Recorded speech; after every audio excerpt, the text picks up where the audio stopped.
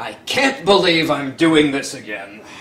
These online dating services, they always match me with guys pretending to be chicks. Alright, let's get this over with. Grammaton Cleric number 463 of the 2nd Division reporting for duty, and my online date. Computer, initiate online date. Welcome Grammaton Cleric number 463 of the 2nd Division. Beginning connection to online dating service. Oh boy. Please stand by while we connect to your latest match. Hello, Shawn. Nice to see you back on YouTube. Let's talk about morality.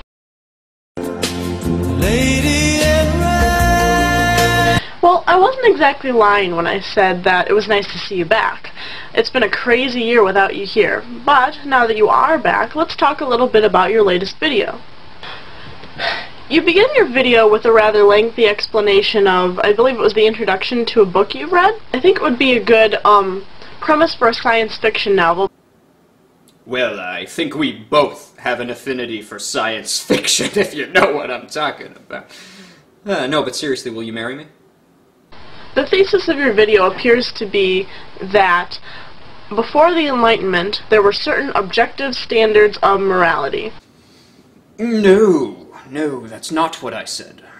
You see, objective morals, if they exist forever and are unchanging even if our society or culture rejects them.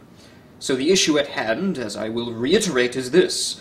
Do objective morals exist even if we reject them? Because on the grounds of the Enlightenment Project, we have not refuted their existence. So just because people do not adhere to biblical standards, they have not refuted them as the absolute moral guideline by which all humanity will be judged. Ever since free thinking and questioning of traditional values has become commonplace in our society, these objective standards of morality have fallen by the wayside and become basically meaningless. Really thought you were the one. I take it all back. We're not getting married, and I'm quitting the clergy. How can I be enforced on a team without communication? How can we have a relationship if you don't hear what I'm trying to say? So let me say it again. I never said that before the Enlightenment period there was objective morals and now after the Enlightenment there isn't. Nor does the fact that our modern culture rejects objective morals somehow make objective morals meaningless if indeed they exist, which is what we're talking about here. What I did say was that prior to the Enlightenment there was an awareness and justification for a belief in objective morals, and the Enlightenment Project has rebelled against that understanding, but I feel that they haven't done a proper job in refuting objective morals. After all, if science, which is really the leading edge of the Enlightenment period, is unable to detect objective morals, that does not exclude them from existence. My entire point was, even if our culture says something like abortion or homosexuality is okay because they've rejected objective morals, does not itself mean objective morals don't exist, or that people who engage in these behaviors will not be judged by God one day. That's all I was trying to say. Now, I wasn't trying to prove that the Bible is true, or that objective morality was true. I was only saying that there used to be an understanding of where these values came from and what the justification was for them. And now in the Enlightenment period, here we are in modernity, and we no longer have a justification for saying what is right, what is wrong, what is good, what is evil. We have personal preferences, we have emotivism, which is, I feel that that is wrong, but my feelings don't determine right and wrong. First, I'd like to address the first assumption you make, and that's the idea that there was an objective standard of morality pre-Enlightenment. I never assumed anything like that. I asked the question, do objective morals exist?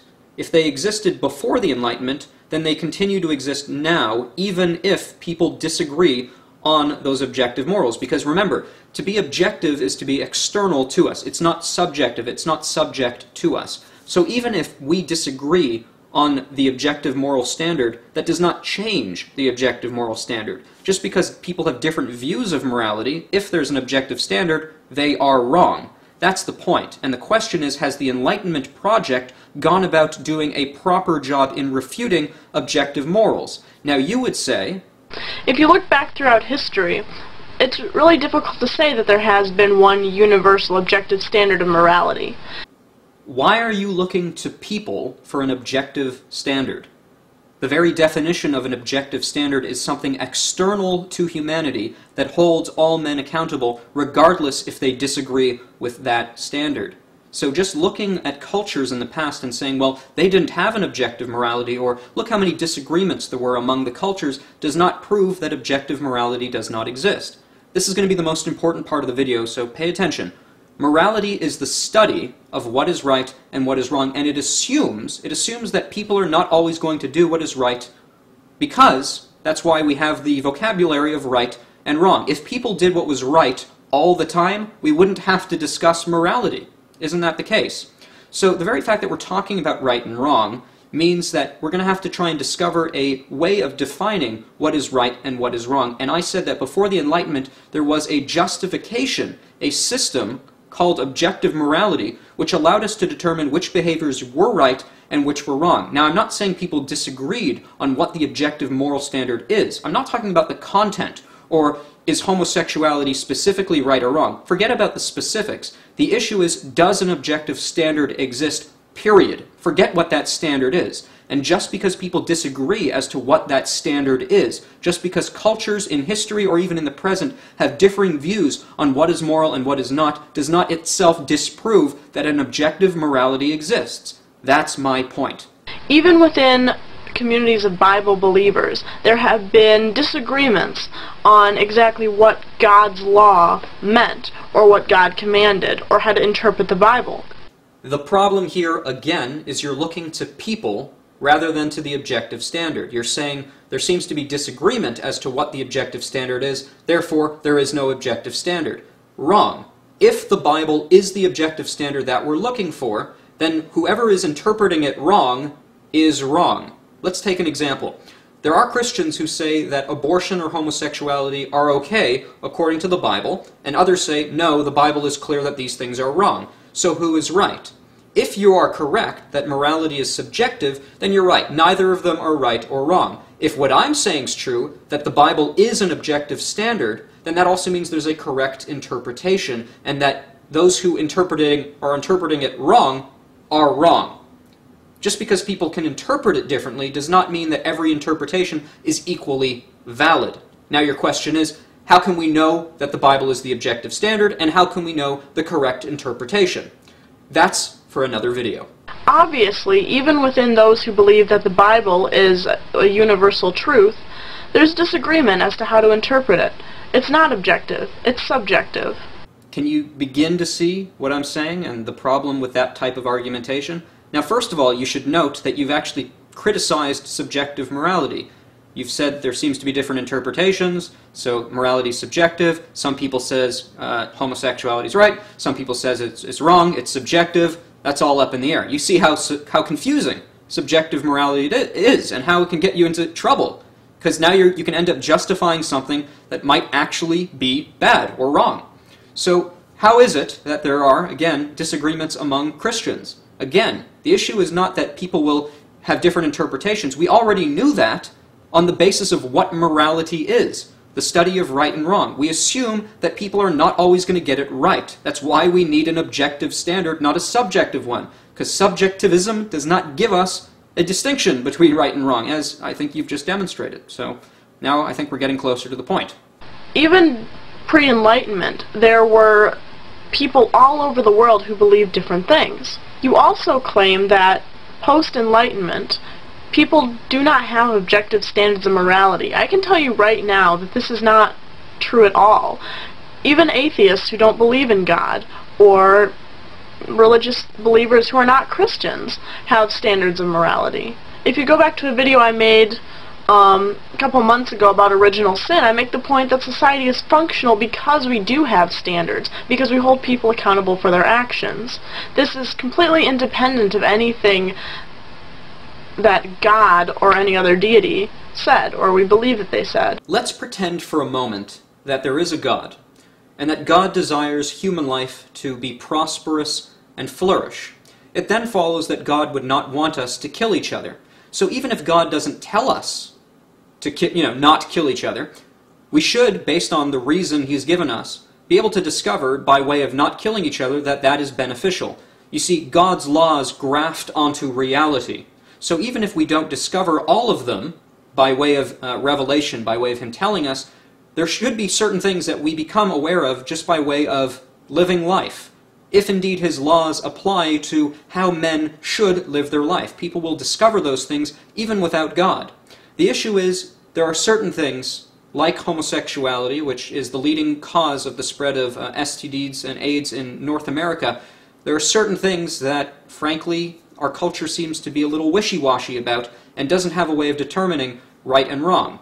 And that's really my criticism. Of course I agree that there are people and cultures in the past and in the present who disagree on what objective morality and what the content of that objective morality is. But the need for an objective morality remains. And I have a question for you, Shawn. I noticed that in this list of things that could be put into the good or bad or right or wrong category, you mentioned homosexual and heterosexual. My question to you is this, Shawn. What have these godless homosexuals done to hurt you?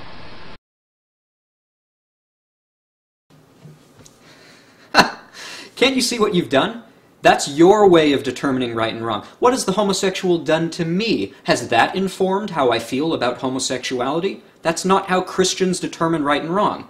That's emotivism, that my emotions and my subjective feelings about right and wrong are what determine right and wrong. That's wrong, and that's exactly what you just pointed out. You just showed that if a homosexual has treated you wrong, and therefore you think homosexuality is wrong, that's a wrong way of choosing right and wrong, and yet that's how our culture does it! So, that's my point. Christians don't have a subjective standard. We have an objective standard. It has nothing to do with my feelings. Let me tell you this. As an atheist, I didn't care one way or another. I didn't really know many homosexuals. I knew one, and he was a friend of mine and still is to this day because he works for my dad, and he's never hurt me in his life. He's a perfectly nice gentleman. But the reason I disagree with his sexual preference and his sexual activity is because of the objective standard. It has nothing to do with my feelings. I can't challenge that objective standard. I can't change it. I can only adhere to it. So it has nothing to do with my feelings, unlike perhaps the way you determine right and wrong, which is, I think you've just leveled a perfectly legitimate criticism against. The reason, Christians are often said to be homophobic or anti-gay, bigoted, and we would be if it was our feelings, like you said. So we shouldn't determine right and wrong like that at all. That's revealing the need for an objective standard that has nothing to do with our feelings or subjectivism, because you've just shown that that would be a wrong way of going about it. The issue is Christians care for the homosexual, and we don't want them to participate in that activity because we feel like they're going against the objective standard that will ultimately result in their eternal separation and damnation from God. So that's our concern. It's not that we're bigoted or against the homosexual, it's we care about them and want them to stop living in this lifestyle, not because we feel it's wrong, but because we know it's wrong and that there's going to be consequences to it. Now, again, if God has ordained man to live in a certain objective way, that there are objective standards that if man adheres to, he will live the best life. The book of Romans says that homosexuality, 2,000 years ago it said this, homosexuality will bring about a disease, a recompense in their own bodies, the spread of STDs and AIDS. Homosexuality is the #1 cause of that spreading in North America. Sodomy, the act of anal sex, is the most dangerous type of sex and leaves the person most vulnerable for contraction. The Bible said this 2,000 years ago, that those who participate in this activity will be damaging themselves. The Bible doesn't say this because it's bigoted against homosexual, it's because we care about them and don't want them to hurt themselves, both in the now, in the physical, as well as in the spiritual and the eternal. If something is right or something is wrong simply because God says it's right or wrong, then theoretically God could command murder or child molestation or rape, and that action would be considered moral. You only say that because you don't know who or what God is. God is the author of life. He's the one who values life the most. And God, being an eternally necessary being, his nature is not arbitrary or changing like ours. His nature is eternal. And being the author of life and the one who values life, he invented life itself. He is the one who tells us how to live the best life. So he would never say molest children because that would not benefit life. And God, his biggest concern for us is that we live the best, based on his eternal, perfect, holy, righteous nature. That's what he is. There is really no more proof for the Bible's validity than there is for the validity of any other holy book on the face of this planet. Ha! I wouldn't be a Christian if I believed that. I'll prove the Bible's true in another video. Do you want to have coffee sometime?